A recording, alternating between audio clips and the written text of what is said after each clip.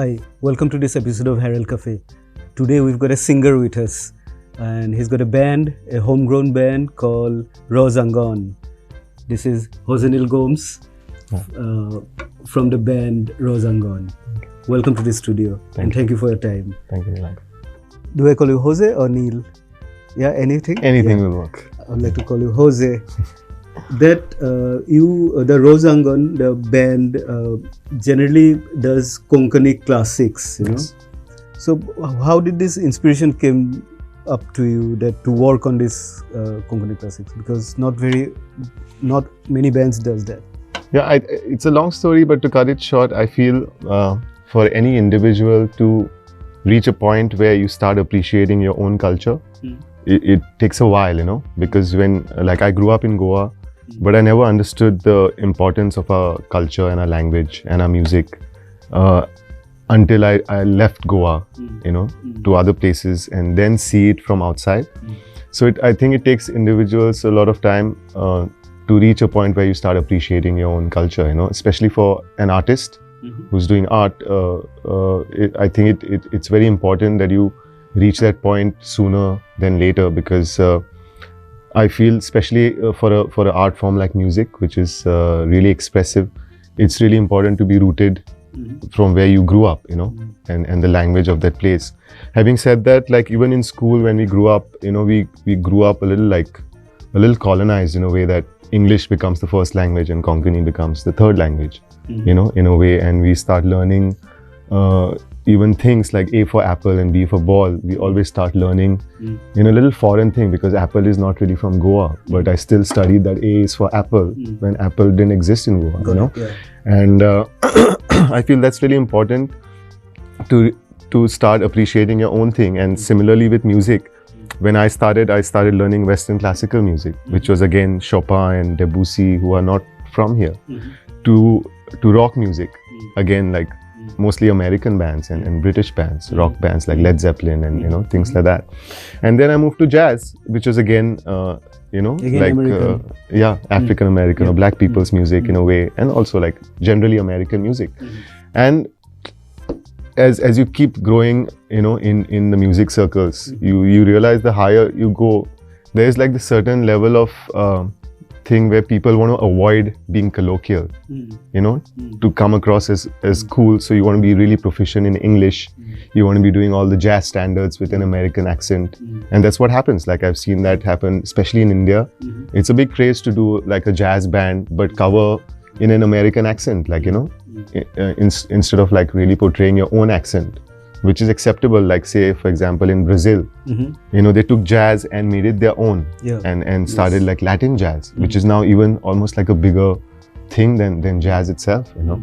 So that was the idea when I think I went to Bombay, and I was thinking about it all these years that, hey, why am I not doing it in my local language? You know, like the music that I do, because I write in English.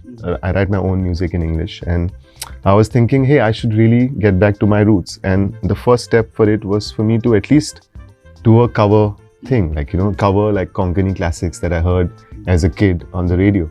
And like to get it like to the point where, you know, I was in Berlin for a year and really furthest from Goan culture that I could have been, you know, because at least in Bombay, there's a lot of quarters where there's pockets of Goa, you know, like you find them regularly all over Bombay, like from town to Andheri, you'll find like some Goan pockets, and here and there you'll find something that keeps you connected.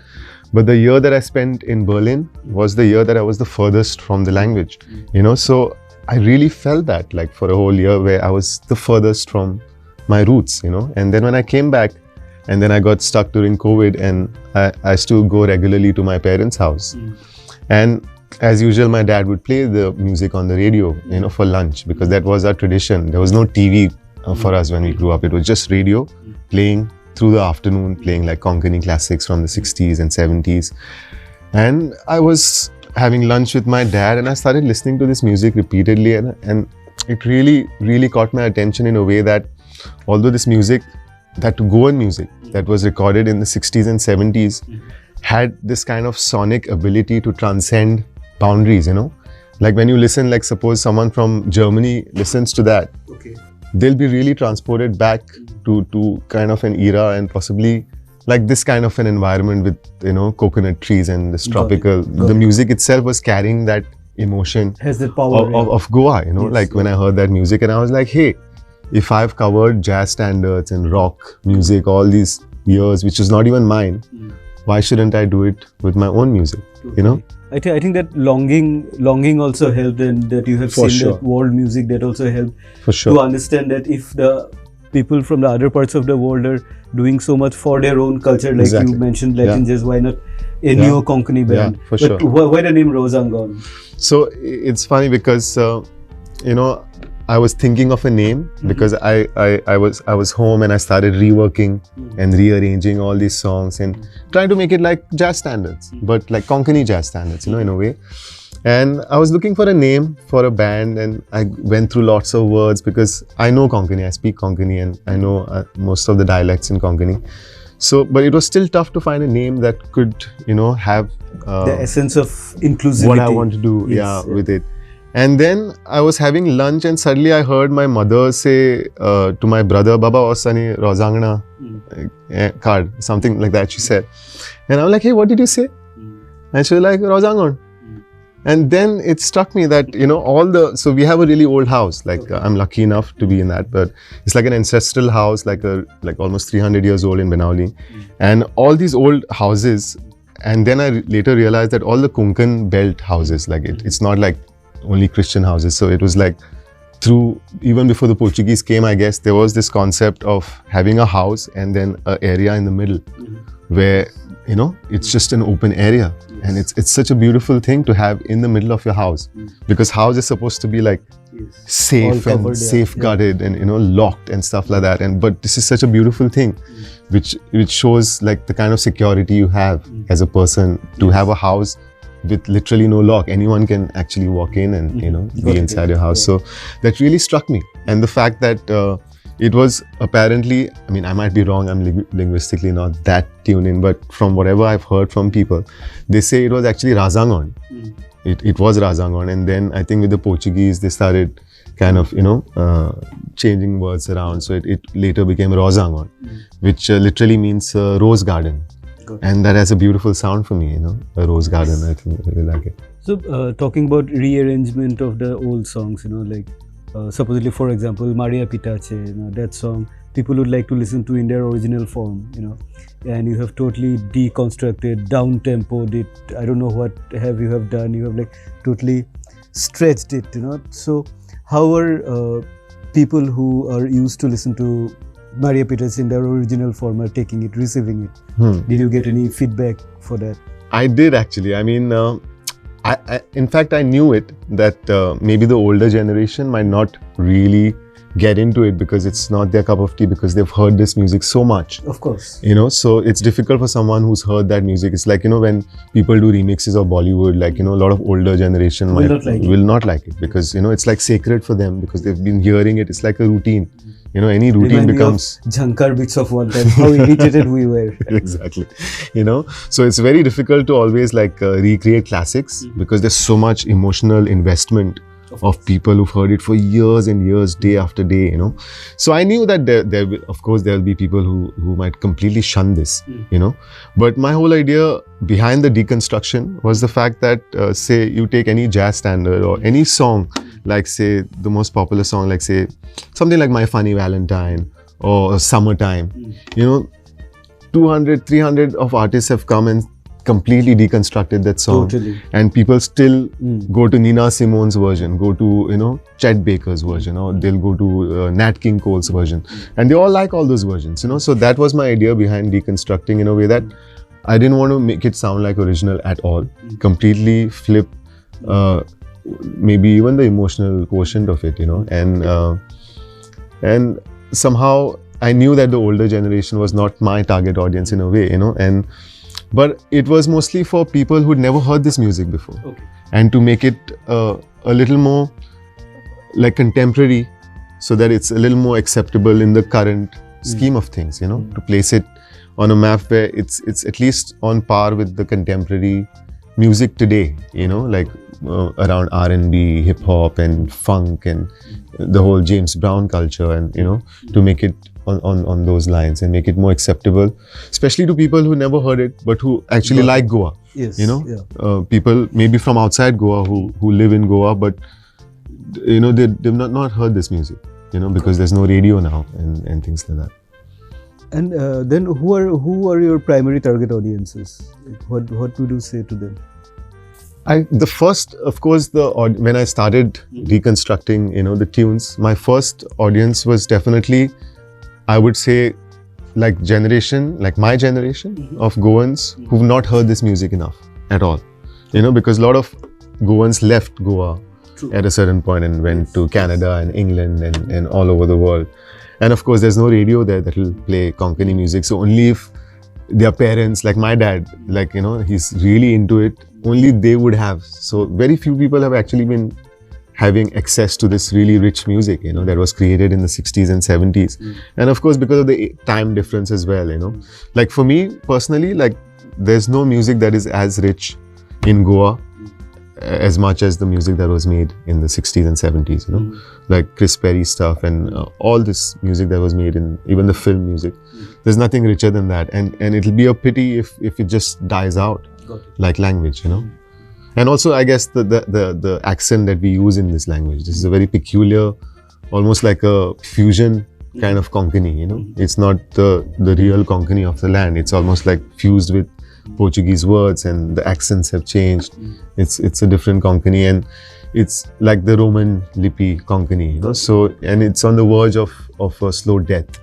And my idea was to at least keep it alive in different ways that I can. One of that is this, to keep this language and this kind of dialect alive, and the music. Yeah. So that is bringing me to another question, like an observation, like what is your agenda? Is it maybe like a negative word? What is your idea behind doing this? Like, is it to create a distinct Goan sound in the present generation, like how you said, that James Brown generation, like put in a lot of R&B, hip hop into it, is it like to develop a distinct Goan sound which will have a universal appeal? And when we, like how you say Latin jazz, and when we hear Latin jazz, we know it is from the South America, it's coming, like that. You are doing something like that? So definitely, my first idea was to kind of put like Goan music kind of on some kind of a pedestal where it's heard on a universal platform. Not that this music wasn't heard enough, but the fact that it could be made contemporary for today's generation. The whole idea was for like the newer generation, or my age generation, or the people below me who possibly had no access to it, And one of the ideas was when I was in Berlin and when I was in Europe generally for a year, I used to go to a lot of like folk music festivals, all over, say Portugal or Spain or Italy. There were a lot of, they actually promote a lot of folk music festivals. And every folk music festival, mostly from the Commonwealth of the Portuguese, like I guess Mozambique and Angola. So there has to be bands from all these colonies and more, of course, like say Africa, other parts of Africa, which were British colonies and French colonies. And there was representation of almost every culture, like for example, Tinariwen, Tinariwen, yeah, exactly. So there was, in fact, there was, in those festivals, there was even representation of Rajasthani folk music. In fact, I knew the boys who were playing there. And I was like, at that moment, it really struck me, hey, why is Goan music not getting represented at a folk music festival stage or at a general music festival stage, I guess, there was no one who was doing it in a way that it could be represented that way. At least now, earlier I'm sure there was a way. And that was the strong idea for me to kind of make it more contemporary and accessible to people who are listening to like the current music, I hope you are getting a lot of adulation for what you are doing it. I hope you are not only getting the criticism. I like criticism though. I'm all for it, because I feel sometimes I actually value criticism more than adulation, because sometimes adulation can just come from some kind of pandering and some kind of patronizing. Like after a gig, it's like, wow bro, great show. I'd rather hear someone come to me, take me to the side. How come you deconstruct my song like that? Yeah. And ask me real questions about why I did this and things like that. I'd rather have that more because we are still in the growth process. It's just been a year that we've actually started playing, so we're still in the growth process, and that's why I kept the album also on hold because at the end of the day, it's still a cover album. My final aim is, of course, to do much more and write my own songs in Konkani. Yes. Because especially now that I started speaking Konkani much more, staying in Goa for the last 4 years, I feel now I could reach that lyrical ability to express in Konkani what I express in English, So the main goal is, of course, to reach that point at some point. And also, there was another project that I had in mind was to really, because this is still a pop music, what I'm doing. It's still popular and it's still great, but it's still pop music. My whole idea was to move to the actual folk music of Goa. The dhalo and shigmo and all the other stuff and make that a project where I document that stuff and make music out of that, So can you tell me about your future projects that you will be working with Dhalo and Shigmo is coming now, or you're doing something about it? Are you documenting that? See, I mean, that's the aim. We're still working on as a team, like me and Alan and people like that I have in my team, and we've been thinking of how to make it differently, not to make it like any other documentary that you do, how to integrate it with maybe even the band and integrate it with, say, other really peculiar artists from Goa. So it's taken some time, but I feel time is irrespective, when at the end of the day, what matters is what comes out of what you do, so that way I don't look at it as a time-bound thing. But sure, by the end of this year or maybe, beginning of next year, I'll have something ready in terms of a docu-series that I wanted to make, because there's lots of stuff my uncle, who also runs a museum, he used to keep telling me about people in the hinterland, Kepe side, Sange side. There are so many Dangars community. They have some crazy instruments. There was this one guy who used to make a flute with 8 bones, very peculiar flute. And that guy passed away and his son didn't know how to make it. So that died. We're losing that tradition. So we're losing it really quickly. So it's high time that we all come together and try and document the richness that we are losing and the diversity, So this project is definitely, top of the cards for me, but it's taking a long time. Rozangon was easier because, I had to assemble people and make them hear the music and then try and, portray what I want to do. And it was easier, and then you keep playing and you keep getting better. But this project is documenting, so it can't be keep getting better. It has to be once till a point where you reach a good level of, what you want to do, and then you shoot it and record the music and things like that. I think we're coming to an end of this conversation, but lastly, I want to ask you about the process. Supposedly, for example, Maria Pitache, the original song, and what is your process of deconstructing it? How do you do it? See, I've always been a fan, right from my first shot to fame at Xavier's in Bombay was when I had flipped, Sirf Ek Saridon. I made a jazz version of it. And people, till this day, I did that in 2007 and people still remember me for it. So I guess I always had, because I studied philosophy and I was studying Derrida and Heidegger. And I really grew fond of the idea of deconstruction, just changing the whole meaning of a word or changing the whole word but keeping the same meaning, things like that. And I was really always gravitated towards that idea. So I used to always do this.